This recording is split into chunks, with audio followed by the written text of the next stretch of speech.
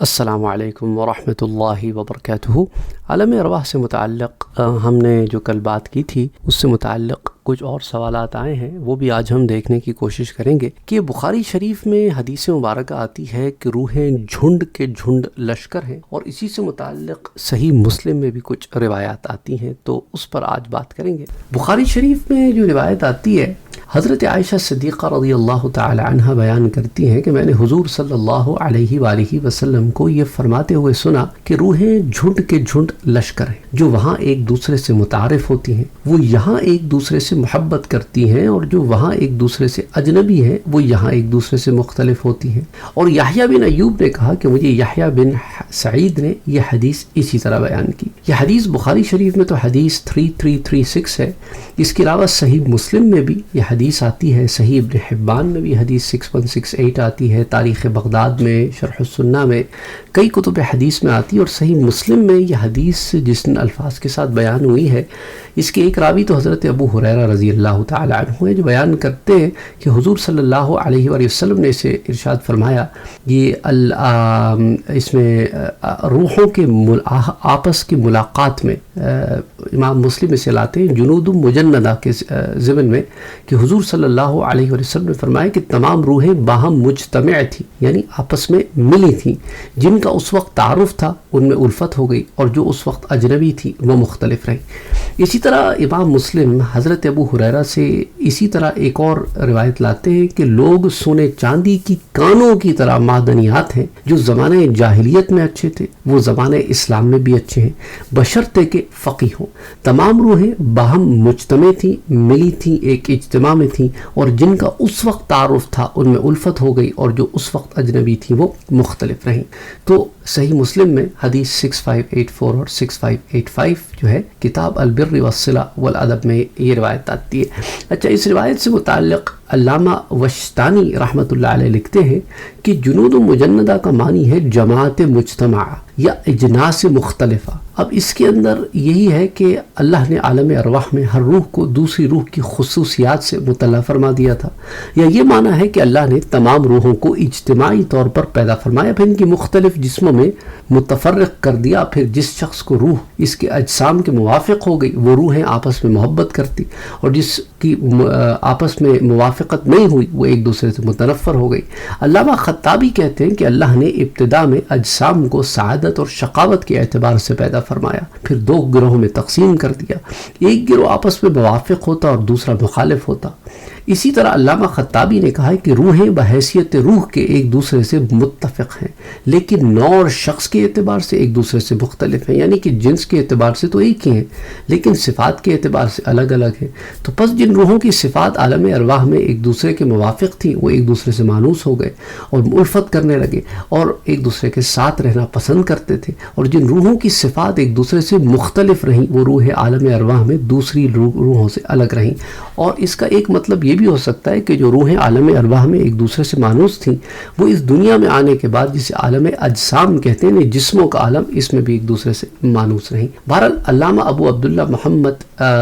جو ہے ابی مالکی جو ہے، جنہیں آپ علامہ دشتانی کے نام سے بھی جانتے ہیں، انہوں نے اسے روایت کیا ہے، ان تفصیلات کو بیان کیا ہے اکمال المعلم کی جلد نمبر 7 صفحہ نمبر 72 پر۔ اس کے علاوہ اس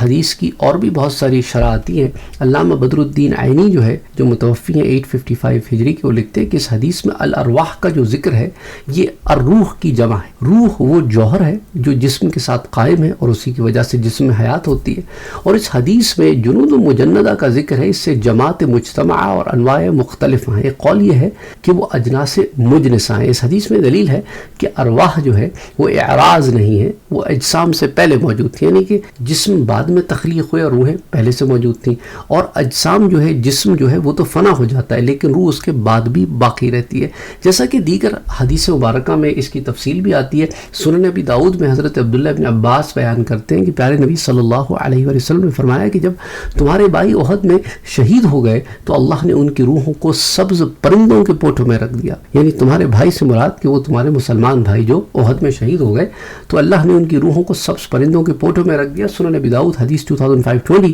اور یہ بھی فرمایا کہ جو روحیں آپس میں متعارف ہوں تو تعارف کا معنی کیا ہے کہ جن صفات پر اللہ نے ان کو پیدا کیا وہ ان صفات میں ایک دوسرے کے موافق ہوں، ایک جیسی صفات رکھتی ہوں، ایک دوسرے کی کمپنی میں انجوائے کرتی ہوں۔ پھر علامہ بدر الدین عینی نے علامہ خطابی کا بھی ذکر کیا اور کہا کہ انہوں نے کہا کہ اس کی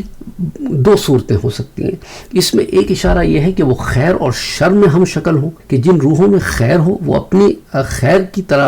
طرف مائل ہوتی ہیں، ان روحوں کی طرف مائل ہوتی ہیں جو خیر رکھتی ہیں، اور جن روحوں میں شر ہو وہ اپنی جیسی روحوں کی طرف مائل ہوتی ہیں۔ اور جب یہ شکلیں متفق ہوں تو روحیں ایک دوسرے کو پہچانتی ہیں، اور جب یہ شکلیں مختلف ہوں تو پھر روحیں ایک دوسرے سے اجنبی ہو جاتی ہیں۔ اور اسی طرح آپ کہتے ہیں کہ دوسری صورت اس میں یہ ہے کہ اللہ نے ارواح کو اجسام سے پہلے پیدا کیا، یعنی جسموں کو بعد میں پیدا کیا، روحوں کو پہلے پیدا کیا، اور ایک دوسرے سے یہ ملاقات کرتی تھیں۔ پھر جب ارواح جو ہے وہ جسموں میں منتقل ہوئی تو ان کو وہ پہلا والا تعارف یاد آ گیا، پھر ہر ایک ان میں سے دوسرے شخص کو پہچانتی تھی یا اجنبی رہتی تھی۔ علامہ قرطبی اس ضمن میں کہتے ہیں کہ جب کوئی شخص کسی نیک آدمی سے متنفر ہو تو اس کو اپنے اوصاف کی تفتیش کرنی چاہیے، ضرور اس میں کوئی ایسی برائی ہوگی جس کی وجہ سے وہ ایک نیک آدمی سے متنفر ہو رہا ہے، پھر اس کو چاہیے کہ اس بری خصلت کو اپنے میں سے نکالنے کی کوشش کرے۔ اسی طرح جب کوئی شخص کسی بری عادتوں والے شخص کی طرف مائل ہو تو سمجھنا چاہیے کہ اس میں کوئی بری خصلت ہے، جب ہی تو وہ برے آدمی کی طرف مائل ہو رہا ہے۔ تو عمدۃ القاری جلد نمبر 15 صفحہ 297۔ علامہ احمد بن اسماعیل قرآنی حنفی متوفی 893 ہجری کے آپ لکھتے ہیں کہ علامہ ابن الاسیر نے کہا کہ اس کا معنی یہ ہے کہ ارواح مجتمع لشکر ہے، اور آپ کہتے ہیں علامہ احمد بن سعیل کہتے ہیں کہ میں کہتا ہوں کہ یہ معنی صرف ارواح کی کثرت پر دلالت کرتا ہے۔ اس حدیث کا معنی یہ ہے کہ نیک اور شریف لوگ نیک اور شریف لوگوں سے محبت کرتے ہیں، اور اسی طرح برے لوگ برے لوگوں سے محبت کرتے ہیں، لیکن یہ معنی حدیث سے ظاہر نہیں ہوتا، بلکہ اس کا معنی یہ ہے کہ جب ارواح کو پیدا کیا گیا تو بعض ارواح بعض سے متعارف ہوئیں، تو دنیا میں جن جسموں میں وہ روحیں آئیں ایک دوسرے سے متعارف ہوئیں، اور جو روحیں وہاں متعارف نہیں ہوئی تھی وہ دنیا میں بھی متعارف نہیں ہوئیں۔ اسی وجہ سے تم دیکھتے ہو کہ انسان اپنی بعض اولاد سے تو محبت کرتا ہے اور بعض سے اتنی محبت نہیں کرتا، اگرچہ وہ جن سے محبت نہیں کرتا وہ دوسری اولاد سے زیادہ نیک ہوتی ہے۔ اور اس حدیث کا یہ بھی مطلب معلوم ہوتا ہے اس حدیث سے کہ ارواح کو اجساد سے پہلے پیدا کیا گیا ہے، اور یہ کہ ارواح لطیف اجسام ہیں اور ان میں عقل اور نطق بھی ہے، یعنی کہ وہ عقل بھی رکھتی ہیں کہ بات کو سن سکیں، سوچ سکیں، سمجھ سکیں، اور پھر اس کو پھر بیان بھی کر سکیں، جیسا کہ اہل حق کا مذہب ہے۔ تو الکوثر الجاری جلد نمبر 15 صفحہ نمبر 236۔ تو بخاری شریف سمیت متعدد کتب حدیث میں جو آتا ہے کہ حضور صلی اللہ علیہ وآلہ وسلم نے فرمایا کہ تمام ارواح کے لشکر ایک جگہ جمع تھے، پس جس روح میں وہاں پہچان ہو گئی یہاں بھی ان میں باہم دوستی ہوگی، اور جس میں وہاں پہچان نہ ہوئی تو یہاں پہ بھی ایک بیگانگی رہے گی۔ تو جمہور علماء کا قول یہ ہے کہ دنیا میں اب تک جتنے جسم پیدا ہو چکے ہیں یا قیامت تک جتنے پیدا ہوں گے ان سب کی روحیں اپنے جسمانی وجود سے بھی بہت پہلے پیدا کی جا چکی تھی، اور یہ عالم ارواح میں جمع ہے، اور دنیا میں جب کسی روح کا جسم پیدا ہوتا ہے تو وہ روح اس جسم میں بھیج دی جاتی ہے۔ چنانچہ ابتدائے خلقت میں اور روز ازل اللہ نے اپنی ربوبیت کا عہد اقرار کرنے کے لیے جب پوری کائنات انسانی کی روحوں کو چونٹیوں کی صورت میں جمع کیا تو اس وقت وہاں جو روحیں آپس میں ایک دوسرے سے مانوس و متعارف ہوئیں، اور جن روحوں کے درمیان صفات کی مناسبت اور موانست پیدا ہوئی، یا جو روحیں آپس میں نامانوس ہو چکی اور جن روحوں کے درمیان اختلاف اور تفرق کا رہا، وہ دنیا میں بھی اپنے جسموں میں آنے کے بعد آپس میں ایک دوسرے کے ساتھ محبت اور موانست، ایک دوسرے کی صفات سے مناسبت اور مشابہت رکھتے ہیں۔ لہٰذا جیسے نیک لوگ اور اچھے ہوتے ہیں وہ نیک اور اچھے لوگوں سے محبت رکھتے ہیں، اور جو لوگ فاسق ہوتے ہیں بدکار ہوتے ہیں وہ فاسقوں اور بدکاروں سے محبت رکھتے ہیں اور تعلق رکھنا پسند کرتے ہیں۔ تو جو لوگ اس دنیا میں آپس میں ایک دوسرے کے ساتھ اختلاف و عناد رکھتے ہیں، یہی معاملہ ہے کہ ان کی ارواح میں بھی اس زمانے اس وقت میں جب یہ ایک دوسرے سے متعارف کرائے گئے تھے تو ایک قسم کی بیگانگیت رہی، وہ ایک دوسرے سے محبت اور موانست جو ہے ان کے درمیان پیدا نہ ہوئی بلکہ اختلاف پیدا ہوا، اور نتیجتاً یہاں آنے کے بعد بھی وہ اختلاف جو ہے وہ ظاہر ہوتا ہے۔ تو خلاصہ کیا ہوا اس حدیث کا کہ جو کیفیت روحوں کی عالم ارواح میں ہوئی وہی کیفیت جسم ملنے کے بعد دنیا میں بھی ہوگی، لہٰذا عالم ارواح میں جس سے دوستی محبت اور تعلق ہوگا اس سے دنیا میں بھی رابطہ ہوگا، اور جن سے دشمنی نفرت اور اجنبیت ہوگی ان سے دنیا میں بھی دوری ہوگی۔ السلام علیکم ورحمۃ اللہ وبرکاتہ۔